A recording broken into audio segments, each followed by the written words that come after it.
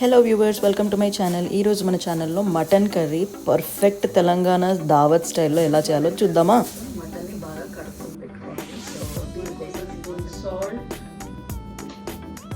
అలాగే half table spoon పసుపు రెండు వేసి ఒకసారి బాగా కలిపేసి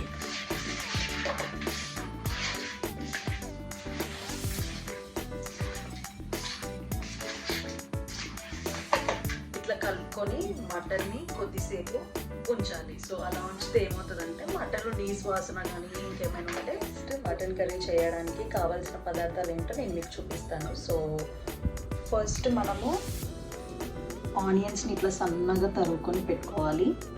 అలాగే పచ్చిమిర్చిని నేను ఇలా కొద్దిగా రౌండ్గా కట్ చేసి పెట్టుకున్నాను. అలాగే కొన్ని ఇలా స్లైసెస్గా కట్ చేసుకున్నాను. ఒక 4 to 5 పచ్చిమిర్చి ఇలా కట్ చేసుకోవాలి. అలాగే ఒక 4 to 5 కరివేపాకు కూడా, అలాగే 1 లెమన్ స్లైస్, అలాగే కొద్దిగా కొత్తిమీర అండ్ పుదీనా ఇలా కట్ చేసుకోవాలి. అండ్ దీంతో పాటు నేను కొన్ని టమాటోస్, ఒక 2 to 3 టొమాటోస్ని కూడా ఇలా స్లైసెస్ లాగా చిన్నగా సన్నగా కట్ చేసుకొని పెట్టుకున్నాను. సో ఇప్పుడు మటన్ కర్రీ ప్రాసెస్ స్టార్ట్ చేసే ఫస్ట్ గ్యాస్ పైన ఒక చిన్న పెంక పెట్టేసుకొని ఆ పెంకలోకి మనము గసగసాలు, కొబ్బరి, అలాగే కాజు 3 ఫ్రై చేసుకున్నాము. సో పెంక వేడి చేసాం కదా, పెంక వేడైన తర్వాత ఇప్పుడు ఈ పెంకలోకి సన్నగా కట్ చేసుకున్న ఎండు కొబ్బరి, అలాగే కాజు ఒక 4-5 వేసుకోవాలి. వేసుకొని వీటిని మంచిగా ఫ్రై చేసుకోవాలి. దూరగా ఫ్రై చేసుకోవాలి, ఎక్కువ ఫ్రై చేసుకోవద్దు.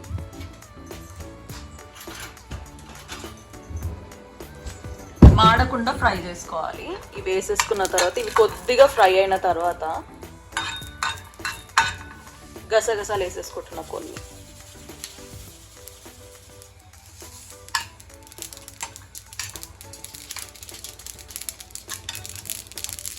ఎక్కువ హై ఫ్లేమ్ పెట్టకండి, ఇట్లా చిటపట అంటూ ఉంటాయి.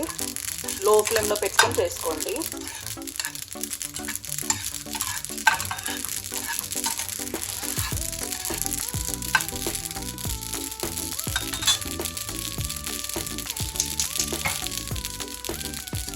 సో ఇప్పుడు ఇవి అయిపోయిన తర్వాత స్టవ్ ఆఫ్ చేసేసి ఈ మాత్రం ఫ్రై అయితే చాలు. ఇంకెక్కువ ఫ్రై చేస్తే మాడిపోతుంది, టేస్ట్ అంతా చేదుగా అవుతుంది. సో అట్లా అవ్వకుండా జస్ట్ దూరగా ఇట్లా కొద్దిసేపు వేయించేసుకొని స్టవ్ ఆఫ్ చేసుకొని వీటిని గ్రైండర్లో గ్రైండ్ చేసుకోవాలి. సో ఇప్పుడు ఇవి ఫ్రై చేసుకున్నాం కదా, కాజు, కొబ్బరి, అలాగే గసగసాలు, ఈ ఫ్రై చేసుకున్నవన్నీ కూడా మనం గ్రైండర్లోకి ట్రాన్స్ఫర్ చేసుకొని మంచి పేస్ట్గా చేసుకోవాలి. నేను ఇక్కడ చాలా తక్కువ క్వాంటిటీ వాడుతున్నాను, ఎందుకంటే నాకు ఇక్కడ మటన్ 1/2 kg మటనే ఉంది కాబట్టి దానికోసం నేను సరిపడినంత తక్కువ తీసుకున్నా. ఒకవేళ మీరు ఎక్కువ అయితే ఇంకా ఎక్కువ కర్రీ చేస్తే ఎక్కువ వాడేసేయండి, కొబ్బరి, గసగసాలు, అలాగే కాజు. సో ఫస్ట్ ఇలా కుక్కర్ వేడి చేసుకోవాలి. వేడి చేసుకున్న తర్వాత దాంట్లోకి కావాల్సినంత నూనె పోసేసుకోవాలి.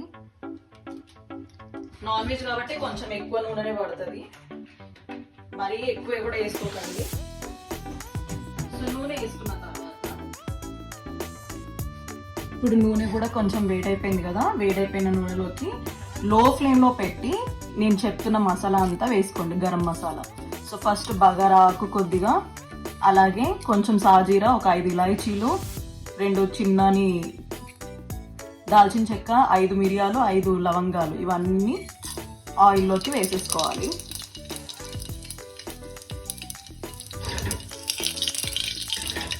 సో ఇవి మాడొద్దు, మాడితే టేస్ట్ బాగోదు. సో మాడకుండా లో ఫ్లేమ్లో ఫ్రై చేసుకోండి.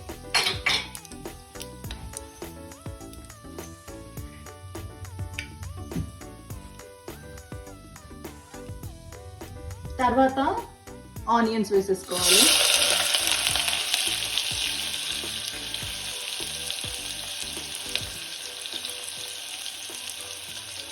ఆనియన్స్ వేసుకున్నాక కొద్దిసేపు ఫ్రై చేయాలి. సో ఇప్పుడు ఆనియన్స్ మంచిగా మగ్గిపోయినాయి. సో ఆనియన్స్ మగ్గిపోయినాయి కాబట్టి మనం కడిగి పెట్టేసుకున్న మటన్ని ఇందులో వేసేసుకుందాం.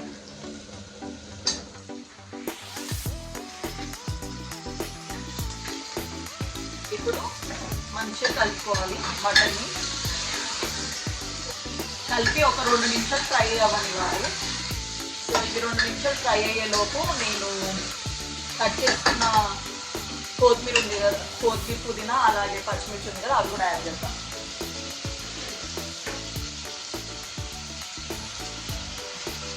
సో నేను కట్ చేసుకొని పెట్టుకున్న కరివేపాకు, కొత్తిమీర, పుదీనా కొద్దిగా వేసేసి, అలానే పచ్చిమిర్చి కూడా కట్ చేసి పెట్టుకున్నాం కదా, ఇది కూడా వేసేసుకోవాలి.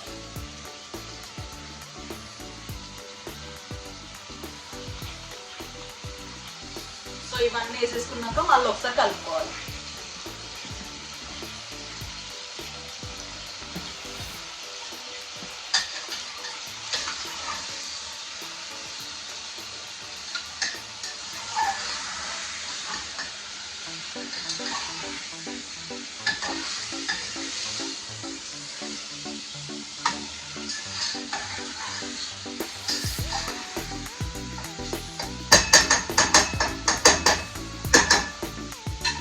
సో ఇది ఇట్లా అవుతూ ఉంటుంది. అంతలోపు మనం పసుపు, ఉప్పు కూడా వేసేసుకుందాం. సో ఇందులోకి 1/2 టేబుల్ స్పూన్ పసుపు, అలాగే 1.5 టేబుల్ స్పూన్ ఉప్పు,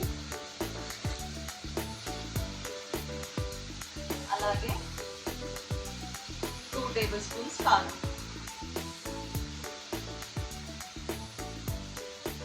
ఇవన్నీ వేసేసుకోవాలి. వేసేసుకొని మంచిగా కలుపుకోవాలి. సో మళ్ళీ ఒకసారి కలిపేద్దాం.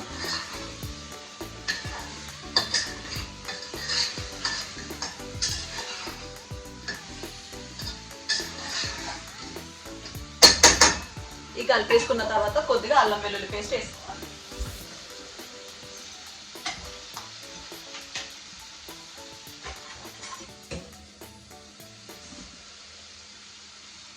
సో ఒక 1 ఫుల్ టేబుల్ స్పూన్ అల్లం వెల్లుల్లి పేస్ట్ వేస్తాను.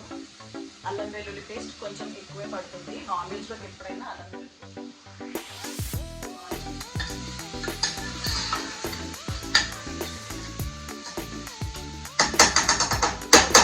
ఈ స్పూన్ కలపడానికి ఈజీగా వేసుకోవాలి. ఇప్పుడు మటన్ని మొత్తం మంచిగా కలిపేసుకోవాలి.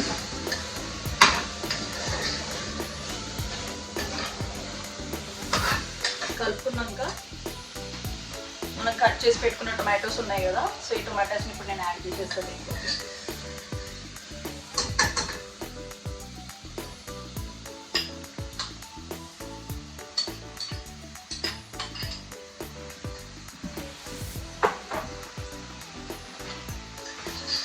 సో ఇప్పుడు టొమాటోస్ కూడా వేసేసినాక మళ్ళీ ఒకసారి మటన్ని మంచిగా కలుపుకోవాలి.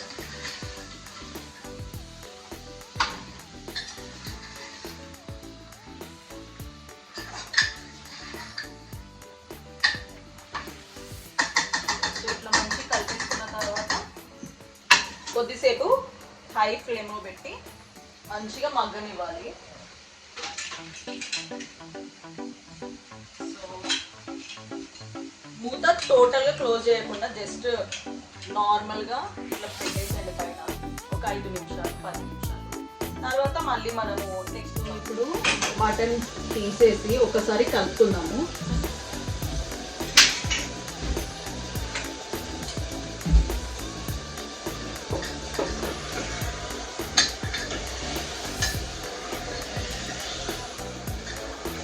సో ఒకసారి కలిపేసుకున్న తర్వాత దీంట్లోకి మనం ఇంతకుముందు గసగసాలు, ఎండు కొబ్బరి, అలాగే కాజు కట్ చేసి అది ఫ్రై చేసుకొని పెట్టుకున్నాం కదా, ఆ పేస్ట్ని గ్రైండ్ చేసుకొని ఇట్లా దీంట్లోకి యాడ్ చేసేసుకోవాలి. యాడ్ చేసుకొని ఒకసారి మంచిగా కలిపేసుకుంటే మంచి థిక్ గ్రేవీ లాగా అవుతుంది. దీన్ని 2 నిమిషాలు ఫ్రై అవ్వనిద్దాము. అంతలోపు మనకి నీళ్ళు కావాల్సినవి పోసేసుకుందాం ఇందులోకి.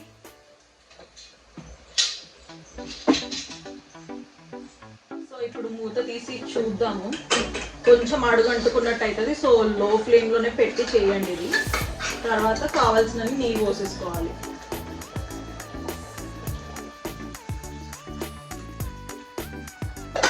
కావాల్సినన్ని నీళ్ళు పోసేసుకొని ఉప్పు కారం ఒకసారి సరిపోయిందా లేదా అని చెక్ చేసుకుందాం.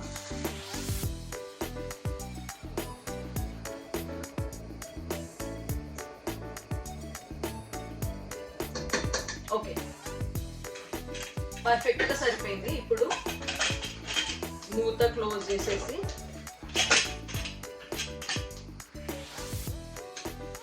మటన్ ఉడికేంత వరకు మనం దీన్ని ఇప్పుడు ఒక 8 విజిల్స్ అయిన తర్వాత నేను కుక్కర్ మూత ఓపెన్ చేసి చూస్తున్నాను.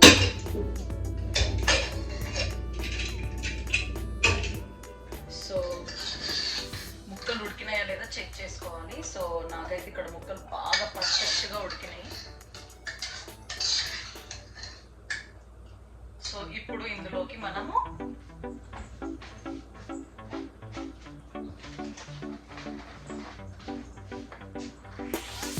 వన్ టేబుల్ స్పూన్ ధనియా పౌడర్ వేసుకోవాలి.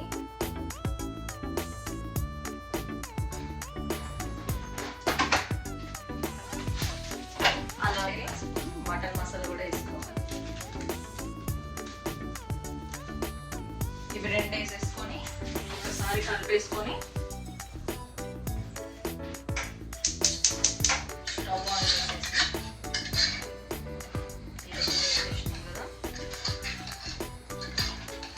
మంచిగా కలిపేసుకోవాలి. కలిపేసుకొని లెమన్ జ్యూస్ వేసుకోవాలి. కొంచెం ఒక హాఫ్ టేబుల్ స్పూన్ లేదంటే 1 టేబుల్ స్పూన్, డిపెండ్స్ క్వాంటిటీని బట్టి.